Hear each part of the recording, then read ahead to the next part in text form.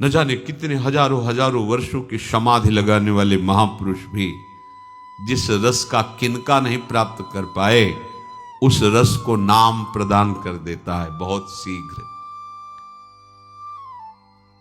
प्रभु को प्राप्त करने की तीव्रतम अभिलाषा नाम प्रकट करता है।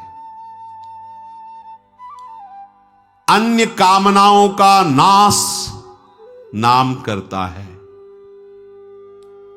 प्रभु के अनुकूल आचरण करवाना और प्रतिकूल आचरणों का त्याग ये नाम करवाता है।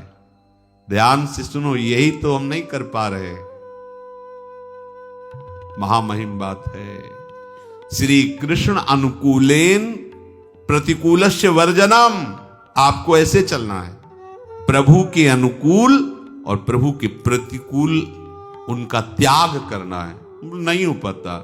क्यों नहीं हो पाता? क्योंकि नाम नहीं है, नाम जप नहीं, नाम चिंतन नहीं, नाम आराधना नहीं है। प्रभु को प्राप्त करने की तीव्रतम अभिलाषा नाम प्रकट करता है। अन्य कामनाओं का त्याग नाम करवाता है। प्रभु के अनुकूल आचरण और प्रतिकूल आचरणों का त्याग अपने आप नाम करवाता है। नाम। जब उपासक के प्राण रोने लगते हैं, अंदर क्रंदन होने लगता है, अंतर में भीषण आग लग जाती है प्रभु मिलन की, तो उसी क्षण वो प्रभु का साक्षात्कार कर लेता है। ये सहज में स्थिति नाम प्रकट कर देता है। पकड़ो बात को। साधक यदि अपनी नाम उपासना के मार्ग पर चल रहा है तो उसे इधर उधर ताकना बंद कर देना चाहिए। बगल वाला क्या कर रहा है, उस संप्रदाय वाला क्या कर रहा है, वहां क्या हो रहा है। हमें अपने मार्ग में चल। सूधो चले आपने धर्म, रसिकन सो प्रीतम कहे, कबहू काल वृथा नहीं जाए। तीन बातें पकड़ो। अपने मार्ग में सीधे चलना, इधर उधर नहीं देखना है। अपने लक्ष्य पर दृष्टि रखो। लक्ष्य में हमें क्या सावधानी रखनी, क्या त्याग करना है, क्या ग्रहण करना है, ये रसिकों के संग से मिलेगा। इसलिए रसिकन सो प्रीतम कहे। तीसरी बात, समय व्यर्थ मत जाने देना। हर क्षण नाम चलाते रहना, एक क्षण भी खाली मत रहना। जो इधर उधर ताकता है वो उपासक ही नहीं है। इधर उधर देख रहा है, कौन क्या कर रहा है, ये सब पूरी गणित लग रही दिन भर। वो अमुक, वो ऐसा, अमुक ऐसा, अमुक। वो कहां है? नाम में कहां है? वो तो बहिर्मुख बाहर प्रपंच का दर्शन कर रहा है, गुण दोष। वो गुण दोष का दर्शन करने वाला उपासक थोड़ी होता है।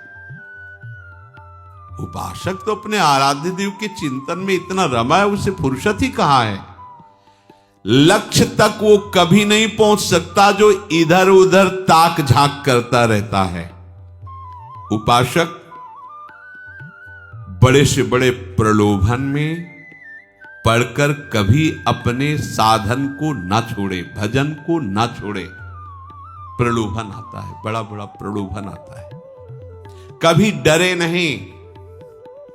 देखो भगवान की माया ऐसी मोहिनी है कि अगर भजन छूटा तो तुम कहीं भी फंस सकते हो। क्या संतों की पहचान किसी सांसारिक पद में, सांसारिक ऐश्वर्य में, सांसारिक यश को प्राप्त हुए पुरुष से होती है क्या? कि कोई सांसारिक यश को प्राप्त, सांसारिक धन को प्राप्त, सांसारिक पद को प्राप्त संतों के पास आया तो उससे संत की पहचान हुई कि ये संत है? तब तो धिक्कार है। अरे संत की पहचान आराध्य देव से होती है, संत की पहचान भगवत प्रेम से होती है, संत की पहचान भगवत महामहिम स्वभाव में स्थित होने से होती है। संत की पहचान संसारिक से हो तब तो संत ही नहीं है। उसे कोई गर्व का विषय समझा जाए क्या? कोई पदाधिकारी, कोई यशस्वी, कोई धनी, ऐश्वर्यवान संत के पास आने लगे तो बोले ये बड़े संत है, तब तो धिक्कार की बात है भाई। अगर विषयी से पहचान साधुता की होती तो साधुता किसे कहते हैं? साधुता की पहचान सिर्फ साधुता से होती है, भगवत संबंध से होती है। विषयी पुरुषों से साधुता की पहचान होती है। अमुक पदाधिकारी आ गया तो बड़ा संत, अमुक आ गया तो बड़ा संत, मतलब उससे संत की महिमा। वाह, कैसी तुलना है, क्या तुलना है, क्या योग्यता है। सावधान, ये उपहास है, तुलना नहीं है। संतों की पहचान उनके आराध्य देव से होती है, संतों की पहचान उनकी साधुता से होती है, संतों की पहचान महामहिम प्रभु की स्थिति से होती है। विषयी पुरुषों के आगमन से संतों की पहचान नहीं होती। ये गलत सोच कभी अपने दिमाग में मत रखना कि हम तभी संत होंगे जब कोई पदाधिकारी, कोई ऐश्वर्यवान घुटने टेक दे। नहीं, भूल मत करना, नहीं तो बहक जाओगे, मार्ग छूट जाएगा। नहीं, हमारी पहचान प्रिया प्रीतम से है, प्रिया प्रीतम से है। हमारी पहचान उनके प्रेम से है, उनके भजन से है, उनके दासत्व से है, किसी पदाधिकारी से। अरे न पारमेष्ठ्यम न महेंद्र धिष्ण्यम न सार्वभौमम न रसाधिपत्यम न योग सिद्धिर पुनर्भवम वा, इनसे हमारी पहचान होगी। अरे जब परमेष्ठी पद से नहीं, देवराज इंद्र के पद से नहीं, सम्राट पद से नहीं, योग की सिद्धियों से नहीं, मोक्ष से नहीं, तो संसार के यशस्वी या संसार के धनी या संसार के पद से सम्मानित किए हुए लोगों से क्या साधुता की पहचान होती है? लेकिन जो संसारिक नेत्र रखते हैं वो इसको ये साधु है, कुछ नहीं है, मजाक हो रहा है उसका। अरे साधुता की पहचान तो प्रिया प्रीतम से है, साधुता की पहचान तो भजन से। इसको तुमको समझते हो? अगर इसको समझते हो तो तुम जो समझना चाहिए वो समझे ही नहीं। इसलिए उपासक किसी प्रलोभन में नहीं, ये मजाक है, मजाक। तुम्हें गंभीरता नहीं समझ में आ रही माया की? ये मजाक होता है, मजाक नहीं, बिल्कुल नहीं। सावधान, सुधो चले आपने धर्म, रसिकन सो प्रीतम कहे। ये बड़े गिरे हुए नेत्र हैं जो ये देखें कि किसी साधु की पहचान किसी लौकिक पदाधिकारी से, लौकिक यशस्वी से, लौकिक धनियों के आने से होती है। ये तो बड़ा उपहास का विषय है, ये तो मजाक का विषय है। उससे साधुता की पहचान? अरे न पारमेष्ठ्यम न महेंद्र धिष्ण्यम न रसाधिपत्यम, कैसी बात करते हो? किसी भी प्रलोभन में जो नहीं पड़ता, किसी भी भय से जो नहीं डरता, संसार में रहते हुए भी संसार का जो नहीं होता, जीवित होते हुए भी जो मर जाता है, जो संसार के काम का नहीं रहता, संसार उसके काम का नहीं रहता, वो प्रभु के नाम का प्रेमी होता है। समझो, समझो, मार्ग को समझो। वो प्रभु के नाम का प्रेमी होता है। तुम रोज संत से मिलते हो, तुम्हारे हृदय में कभी गर्व आया कि हम भगवत प्रेमी महात्मा के दर्शन करते हैं या नाम जापकों के दर्शन करते हैं? अगर एक संसार का प्रेमी, संसार का यशस्वी पुण्यात्मा, संसार का धनी आ गया तो तुम्हारे नेत्र चंचल हो गए देखने के लिए। वाह, तो इन नेत्रों का मार्जन कब करोगे? ये नेत्र तो चंचल होने चाहिए प्रभु के प्रेमियों के दर्शन के लिए, जिनके दर्शन मात्र से निष्पापता प्रकट होती है। दरस परस अघनास बास निज संग करो दिन। कहां है तुम्हारी उपासना? अरे लोक परलोक के चाहे जितने बड़े पदाधिकारी आ जाएं, अपने प्रभु और प्रेमियों से, उनके प्रेमियों से दृष्टि हट गई तो फिर क्या तुम्हारी दृष्टि? क्या पान कर रही थी तुम्हारी दृष्टि? कौन से रूप का पान नहीं का पान कर रही थी? इसीलिए तुम्हें किसी और रूप ने, किसी और पद ने, किसी और बात ने हृदय में हर्ष प्रकट कर दिया। हर्ष, उपहास। सोचो, कोई 100 खरब रुपए का संकल्प किए हो, उसे 10 रुपया दिया जाए, क्या होगा? उसका उपहास होगा। इतनी बड़ी रकम चाहने वाले को 10 रुपया दिया जाए तो क्या होगा? यह भी उदाहरण फिट नहीं बैठता, क्योंकि प्राकृतिक है। अनंत महामहिम प्रभु के दासत्व पद की वो महान वृत्ति जो योगियों मुनियों के द्वारा वांछित है, उस मार्ग में चलने वाले उपासक को अगर ऐसे और वो कोई महिमा नजर आवे तो धिक्कार, तुम्हारी बात ही क्या रह गई? क्या बात रह गई तुम्हारी? अखिल कोटि ब्रह्मांडों का नायक जहां घुटने टेके हुए कृपा की कोर चाहता है, उनके दासत्व से युक्त होना चाहते हो, तुम्हारी दृष्टि कहां लगी हुई है? इस लोक संसार के महत्व में। संसार का यश, संसार का महत्व झूठा स्वप्न है। अगर ये तुम्हें नहीं दिखाई दिया तो किस बात की साधना? अरे तुम यहां की बात विचार करो, ये किसके लिए लिखा है? ये उस भक्त के लिए लिखा है जो निरंतर भगवान का न पारमेष्ठ्यम न महेंद्र जिष्ण्यम न रसाधिपत्यम न सार्वभौमम न योग सिद्धि रपुनर्भवम वा। नहीं, तो आपको कहो ये क्या है? क्या है? माटी के धोंदे, इसी के सारी क्रीड़ाओं को सुख मानने वाले सच्चिदानंद प्रभु के दासत्व की प्राप्ति के मार्ग में चलने वाले उपासकों के सामने सुरपति नरपति लोकपति जिनके भावे घास रहे परमानंद में तज सब ही की आस, उसका नाम परमानंद प्रेमानंद। नहीं तो विषयानंद रख लेना चाहिए, परमानंद प्रेमानंद कहां से? जो किसी प्रलोभनों में नहीं, किसी भय से नहीं, संसार में रहते हुए संसार का नहीं, जीवित होते हुए जीवित नहीं, जीवित मर जाए उलटे आप में सब। साधुता की पहचान विषयी पुरुषों से। बड़े संत क्यों? अमुक धनी आया, अमुक पदाधिकारी नहीं, बड़े संत वो जो प्रियालाल के अनुराग में डूबे हुए, जिनकी नजर में सब घास फूस नजर आता है। या तो सब ब्रह्म, नहीं तो सब मिथ्या। दो ही सूत्र हैं, बीच में कुछ नहीं। या तो सर्वम खलमिदम ब्रह्म, नहीं तो ब्रह्म सत्यम जगन मिथ्या। पूरा टोटल झूठा, टोटल झूठा। उमा काओ में अनुभव अपना सत्य हरिभजन जगत।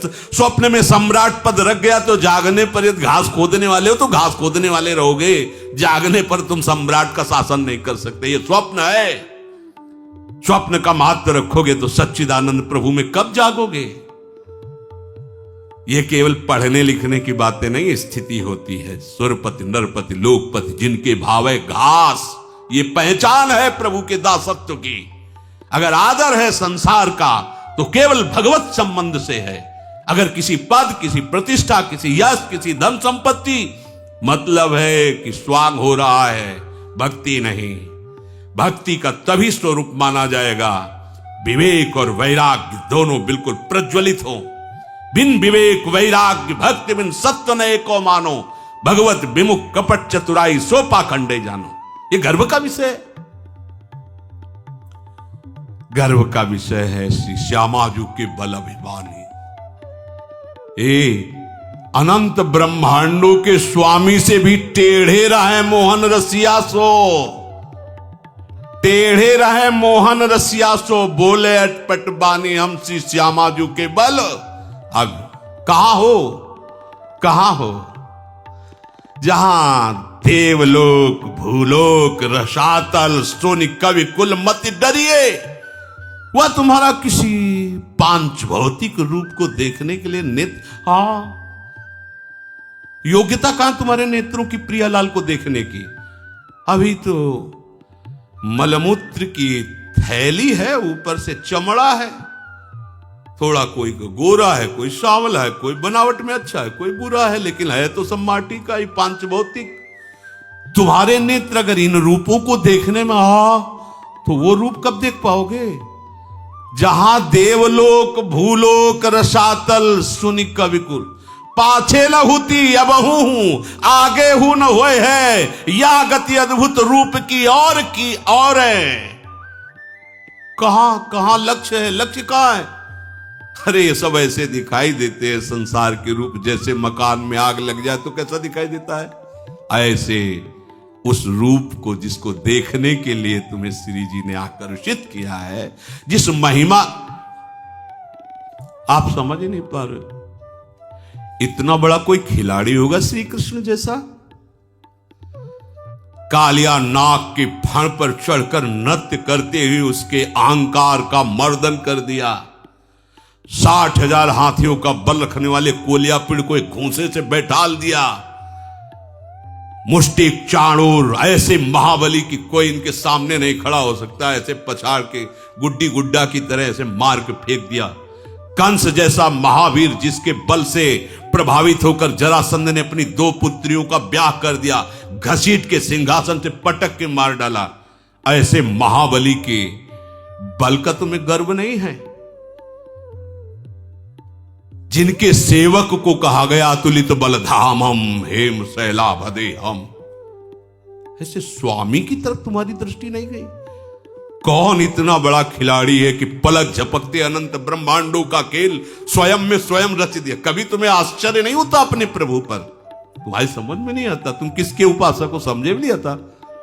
उपासक तुम किसके हो? गुणगान किसके गाने निकले हो? गुणगान किसका गा रहे हो? आश्चर्य में तुम्हें क्या दिखना चाहिए? तुम्हें आश्चर्य किसका दिखाई दे रहा है? यही तो समझ में नहीं आ रहा। अरे जिनकी एक मंद मुस्कान से ऐसी प्रबल माया प्रकट हुई मुनियों को भी मोहित कर लेती है, हम उन प्रभु के दासत्व के थोड़ा तो समझो तुम हो क्या। समझो, तुम अपने को समझो, तुम दूसरे को क्या समझ पाओगे? अपने को समझो, तुम हो क्या? हरि के दास हो, हरि का दास। कितना बड़ा परम पद है, जानते हो? इससे बड़ा हरिदास कह देने से कोई खिलवाड़ नहीं है। बहुत बड़ा पद है, इससे बड़ा कोई पद नहीं। इस पद में जो बैठ जाता है तो हरि भी उसकी सेवकाई करने के लिए चाहते हैं। देखो ना, कह रहे मैं पीछे पीछे डोलता हूं, उसकी चरण रज मेरे ऊपर पड़ जाए। तो उपासक को चाहिए, सर्वप्रथम आवश्यक है कि अपनी बुद्धि को प्रभु में ऐसी अर्पित कर दे कि इस बुद्धि पर किसी का कभी भी कोई भी प्रभाव ना पड़े। बैठकर विचार करो, किसी का कभी भी कोई भी प्रभाव बुद्धि पर ना पड़े। रूप में देखो तो, गुण में देखो तो, बल में देखो तो, कलाओं में देखो तो, महिमा में देखो तो, ऐश्वर्य में, लक्ष्मी में देखो, उनके चरण ही चाप रहे साक्षात लक्ष्मी। अब भैया हम किसकी बड़ाई करें, किसको माने? जिनके एक रूप में अनंत ब्रह्म, उनको छोड़कर किसकी तरफ देखें? मतलब अभी आप हरिदास नहीं है, नहीं है। रसना कटो जो अन रटो, निरखी अन फुटो नैन, श्रवण फुटो जो अन सुनो, श्री राधा जस में। हम किसी और की महिमा स्वीकार करें तो हमारे अंदर हमारे इष्ट की निष्ठा कहां रह गई? या तो सब ब्रह्म या तो सब मिथ्या। एक पॉइंट पे चलो। उमा कहूं मैं अनुभवपना सत हरिभजन, तो जगत सब सपना। या तो सब ब्रह्म, जब सब समान तो फिर महिमा कैसे तुम्हारी आकर्षित हो गई? किसी नाम रूप में, किसी अलग पद प्रतिष्ठा में तुम्हारे अंदर हर्ष कैसे आ गया? मतलब अभी ठीक ठिकाने पे बुद्धि समर्पित नहीं हुई है। अगर बुद्धि समर्पित है तो केवल महिमा जागृत होगी अपने प्रभु की, दूसरे की नहीं। दूसरो न कोई, बिल्कुल। उपासक को चाहिए कि लक्ष्य की तरफ सावधानी से देखता हुआ अपनी अन्यत्र से दृष्टि बचाए। दृष्टि 2 प्रकार की होती है, एक बाह्य एक आंतरिक। बाह्य दृष्टि तो ऐसे करके चल रहे हो, अंदर से देख रहे हो, मुझे कौन प्रणाम कर रहा है, क्या है, मैं क्या हो चुका हूं, मैं कितनी महिमा है, ये सब घास फूस है। इधर देखना शुरू करोगे तो देखने लायक नहीं रह जाओगे जिसको देखना है, और जब उधर देखने का तो ये देखने लायक नहीं रहेंगे। अगर तुम्हारी दृष्टि इनके देखने लायक है तो उनके देखने लायक नहीं रहोगे। जब उनके देखने लायक बन जाओगे तो ये कुछ दिखाई ही नहीं देगा, ये कुछ नहीं नजर आएगा। तिनके भावे घास रहे परम आनंद में, तज सब ही की आस। जो किसी का दास है, किसी को अपना दास मानता है, वो प्रियालाल का दासत्व स्वीकार करने का अधिकार खो देता है। ध्यान दीजिए, जो अन्य किसी का दास है, वो अन्य किसी को अपना दास बनाता है, वो प्रियालाल की दासता पाने का अधिकार खो देता है। प्रभु का दास अनन्य होता है, न वो किसी का दास होता है और न किसी से दासत्व स्वीकार कराता है। सीधे प्रभु उन्हीं से। पूर्ण समर्पण का उदाहरण कठपुतली है। जैसा नचाने वाला नचा रहा है वैसा वो नाचती, अपनी तरफ से ऐसे भी नहीं करेगी। ऐसे ही समर्पित उपासक का जीवन होता है। जैसे चाहे प्रभु वैसे रखे। उसके हृदय में ये कि आज तो मैं बहुत बढ़िया नाचा, नहीं, नचाने वाले ने बढ़िया नचाया। आज तो वैसा नाच नहीं हो पाया, ये नचाने वाले की इच्छा थी। अपने को वैसे पूर्ण समर्पण का उदाहरण, जैसे कठपुतली नचाने वाले के इशारे से नाचती, बस ऐसे भक्त अपने प्रभु के इशारे से चलता है। तभी समझो कि तुम्हारा साधन ठीक चल रहा है, जब जगत प्रपंच का महत्व हटकर प्रभु के नाम रूप लीला धाम का महत्व, भक्त का महत्व। एक तरफ सांसारिक पदाधिकारी, सांसारिक धनी, यशस्वी बैठा है और एक तरफ भगवान का भक्त बैठा है। लेकिन किसी की दृष्टि उन भगवान के महाभागवतों पर नहीं गई। सबकी दृष्टि उसी विषय प्रपंच में फंसे हुए विषयी और प्रपंची और यशस्वी जो पुण्यों की प्रथा, उस पर दृष्टि गई। एक बार भी किसी की उन महाभागवत, 2 महाभागवत बैठे नहीं गई दृष्टि। क्यों? क्योंकि तुम भागवत ही नहीं हो। विषयी नेत्र है तो विषय को देख रहे हो। अगर महाभागवत क्या है, उनकी चरण धूल के बराबर नहीं, जिन्होंने अपने समस्त सुखों को भस्म करके प्रभु का दासत्व स्वीकार करके प्रभु में चल रहे हैं। हमें उनकी तरफ देखना है। कहां दृष्टि है? अगर प्रभु पर दृष्टि है तो प्रभु के जनों पर दृष्टि पहुंचे क्या? ये है, ये देखने योग्य है, जिनके दरस परस अगनास। मन में जहां जगत का महत्व बसा है, वह प्रभु का महत्व बसाइए, नहीं तो धोखा हो जाएगा। क्योंकि जहां महत्व होता है वहीं मन लगता है, जहां मन लगता है उसी का भजन होता है। संसार का भजन होता है। धीरे धीरे हम अपने को कहने लगते